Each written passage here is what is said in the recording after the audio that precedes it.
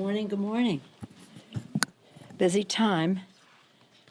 Today, Democrats are taking bold action to break through the obstruction of the Republican Congress and get the American people a vote on overwhelmingly bipartisan priorities.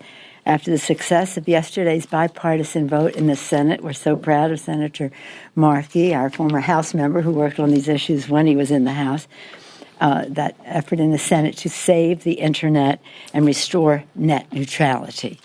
Democrats, led by Representative Mike Doyle, are filing a discharge petition to force a vote in the House as well. I think members are in for a real treat. They're going to hear overwhelmingly from their constituents in big numbers about the priority they place on a free, fair, and open Internet. The millions of Americans have weighed in, the young people especially, who know that how important net neutrality is to their jobs and to their future, will be able to see who stands with them and who does not. That's on net neutrality. Mike Doyle has been our champion in the House. Last week, I was in a farm in Iowa to listen to the hardworking men and women to talk about their problems with the farm bill that's on the floor now, as you know. Farmers are struggling with plummeting prices, great economic uncertainty, and self-inflicted damage of the Trump tariffs. I say self for our country. But Republicans wrote a bill that abandons farmers, farming families. It weakens the farmers' safety net. It slashes hundreds of millions from rural development initiatives, cutting small businesses, loan guarantees, and adding new layers of bureaucracy to high-speed broadband grants. These grants to high-speed broadband are essential to economic development, rural development, and they're putting obstacles in the way of that. Eliminating funding for on-farm energy initiatives, neglecting the central role of the American farmer in America's energy independence. The GOP wants to cut $23 billion from child nutrition, veteran nutrition, the SNAP program, endangering a lifeline for hungry children, seniors, students, 1.5 million veterans are involved in the nutrition program. 23,000 active duty families rely on food stamps. Individuals with disabilities and even farmers themselves. The farmers there said, it may sound strange to you, we grow food, we sell our produce, but we do not make enough. We are food insecure. SNAP returns money to farmers, to our economy, and to the Treasury, creating $1.79. You know this figure. We've talked about it for years.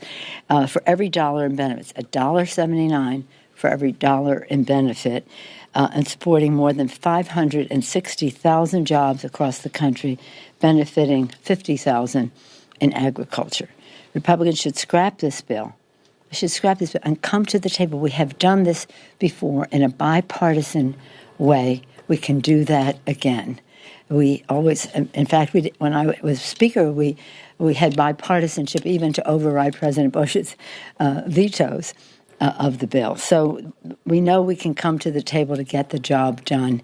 But this is ideological about, taking food out of the mouths of babies. That maybe is a priority for them. Again and again, we see Republicans try to force a raw deal on working families to pay for handouts to the rich that are already wealthy. 1% of their tax bill 83% of their tax bill went to the top 1%. President Trump's months delayed speech on prescription drugs. Remember, the New Deal, the better deal, they have a raw deal, we have a better deal. Better jobs, better pay, better future. And part of that is to lower, not only to increase the paycheck, but to lower cost. One place to lower cost is of prescription drugs. As you know, during the campaign, the president said things like, when it comes time to negotiate the cost of drugs, we're going to negotiate like crazy. Well, like crazy must mean not at all, because that's what he announced when he made his long-delayed much-awaited announcement about negotiating for lower prices. When it came time for him to negotiate, the president pulled his punch. And the stocks of big pharma companies, don't take my word for it, look at the stock market after he made a statement. Psh, pharma stocks soared because they saw that he was not serious about holding down prescription drug prices. Families and seniors are suffering under the raw deal that Republicans are forcing on them. And in terms of prescription drugs, our better deal says that we're going to have solutions. Tough new enforcement of price gouging, allowing Medicare Part D to negotiate for drug prices, transparency, and excessive drug price increases. This is so important to the American people. When we won in 2006, one of our 606 was to enable the Secretary to negotiate for lower prices. 5 of the 6 became law. Only 1 did not, because we couldn't get 60 votes in the Senate, enabling the Secretary to negotiate for low prices. The President has talked about the power of the prescription drug lobby. Oh, my gosh, he said so many things. I won't go into them now unless you ask. And then again, he just... Either he wasn't telling the truth then, he didn't know what the truth was, but right now, he's reneged. The relentless Republican assault on the family's health is a raw deal for the American people. We're fighting to expand the possibility and the reality of the promise of affordable quality coverage for all, and that includes lower drug prices. Any questions? No? Yes, ma'am. Hi, Leader Pelosi. Thanks. I just have a couple questions, if you don't mind. A couple? That's up to the group. We have one each or what? They'll be quick. Just one on the immigration talks over on the Republican side. Yeah. I was just wondering if they have reached out to you at all, or if you have reached out to them or to the White House on, this issue of the discharge petition. When you say them, I'm big in my office. You can pronouns to whom? I'm sorry, to the Republican side that is to the working Republican on this. leadership? Yes, ma'am. No. Here's what is happening now. Something very beautiful. The rank and file, and really even more established than that, members on that House and in the House on the Democratic and Republican side have come together on a bipartisan bill that they have constructed, that they have gained support for, and that they have made now part of the discharge petition. That's where the negotiation is, and the Republicans are negotiating with their own leadership on that. You've seen some of the public statements of the Republicans, and I would hope. See, what we've done in the past when we've had discharge petitions. My first task when I became whip a long time ago was to work with Senator McCain on McCain-Feingold. And there was a stalled discharge petition over here. The Republicans were in the majority. And I got close to enough signatures. But before we got to the 218, the Speaker said, okay, I get it. I'll decide, and I'll bring up the bill, which they did, and it passed. That's what happened with the same thing that happened with the XM Bank. We came close with Republican signatures, and the Speaker brought up the bill. We're very close now. Speaker should take control, maintain control of the floor by just bringing the bill up. Okay, so but that's their own negotiation over there. Okay, I'm not involved there. No, the answer is no. I was just wondering if you could comment on politics. But I do ask them regularly to give us a vote on to protect our dreamers because they say they do care about them. Some polling shows that there has been a narrowing of the generic ballot, and the Republicans are gaining traction in ways that we haven't seen in a few months. And I'm wondering if you can address that, why you think there has been this shift. I don't think there's that much shift at all. We're very pleased about how things are going. We're doing it one district at a time, and in those districts, things are going very well for us. Maybe we're here then, I don't know, but when the generics were bigger, I said, generics don't matter to me. What matters to me is one district at a time. I wish the election were today. I think we would win overwhelmingly today, but it's not today. So we just take it one district at a time. Tuesday was a great night for us. We expect to pick up several seats there, and most of them women members. So we're very excited about that. But we're on our path. Our chairman has managed all of the massive mobilization that is coming our way, the unity of our messaging, and the resources that we're able to amass are record-breaking. So I feel very confident about it. Yes, ma'am. Madam Leader, what would the reason be for Democrats not to sign on to this discharge petition? If 25 Republicans are willing to say we want to have these votes on immigration, why not have urge all of your members? I think we have 99% of our members to be signing on, and we'll have conversations with the others about what the equities are. I think there's some clarification that is needed about what actually is in the bill. They're saying it's a wall, and it's not a wall. But that's not the issue. The issue is getting the Republican signatures on the bill. Yes, sir.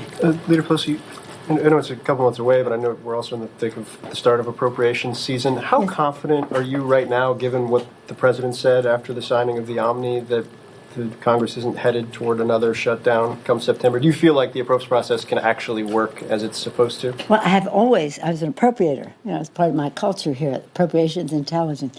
I have always said, left to their own devices, the appropriators can work in a bipartisan way to get the bills done. It's when the poison pills descend from on high, from the leadership, that the problem happens, and we will not be supporting their poison pills.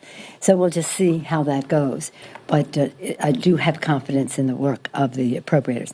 One of the concerns I do have, though, is how they allocate the resources committee to committee.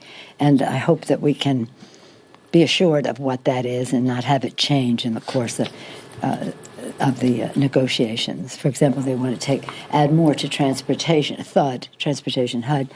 And where does that come from? Does it come from children's health? Well, that's really one of the main concerns that we have. But again, the appropriators know what their job is and that they can negotiate and get the job done. It's the leadership that usually makes the problem. Are you confident the leadership will forestall the shutdown in September? Are you confident in the White House? Next. Yes, sir. Another politics question. I wanted to ask you about California's primary, the jungle primary system. Yeah. Are you concerned that potentially could lock Democrats out of some key House districts where there are big pickup opportunities for Democrats? I'm thinking of California. You guys want to talk politics. What is this? We're under the dome. We talk policy here. That in terms of a civics lesson, and not the politics so much, the California system, the jungle primary, called a reform, and I remember years ago Senator Moynihan had said if they called it a reform, it's not. And this is not a reform. It is terrible. It prolongs the process. It costs more money. It shuts out smaller parties and the rest. So I don't recommend this as a policy matter.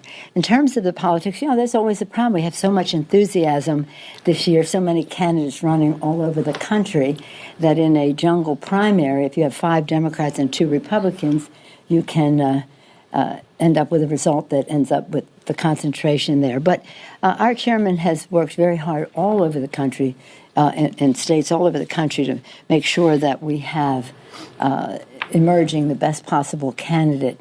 And many of these candidates have self-recruited, and they know their purpose, they know their subject, they have a plan to attract support to their beliefs, and they are connecting to the American voter about their aspirations and apprehensions. So that's really what is important. In the California situation, the Democrats, our congressional delegation, may weigh in on some of the races to ensure that we have somebody in the top. They may be subjected to criticism for that, but I'd rather be criticized for winning than criticized for losing. Yes, ma'am. What recourse do you have on the farm bill and to get some of these nutrition programs funded, as you said? Well, I don't know if they have the votes. Let's see if they even have the votes to pass the bill. What I'm told is the only way they'll get the votes is to make the bill worse.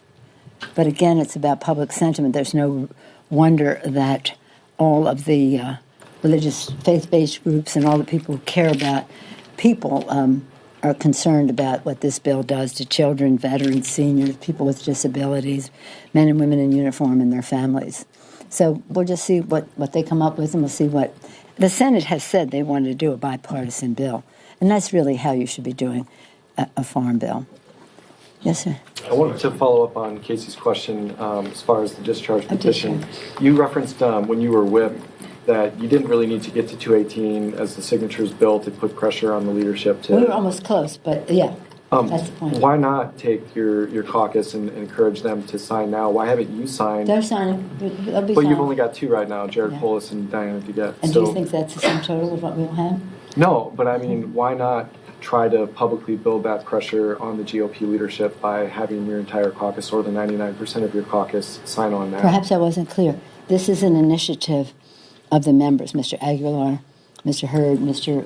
Corbello, and others in our caucus. They will, they'll establish the timing as to when they want more Democrats to go on the bill. But I have no fear that it will be. But since you brought up the subject of immigration again, it reminds me that, and as I was talking about the religious groups and how they're concerned about feeding the hungry and the Gospel of Matthew and the rest, 41 million people in our country are food insecure. We believe, some of us who are attracted to the political arena, to government and public service, that we're all God's children. There's a spark of divinity in every person on earth, and that we all have to recognize that as we respect the dignity and worth of every person, and as we recognize our responsibilities with that spark of divinity within us. And so when the President of the United States says about undocumented immigrants, these aren't people, these are animals, you have to wonder, does he not believe in the spark of divinity, the dignity and worth of every person?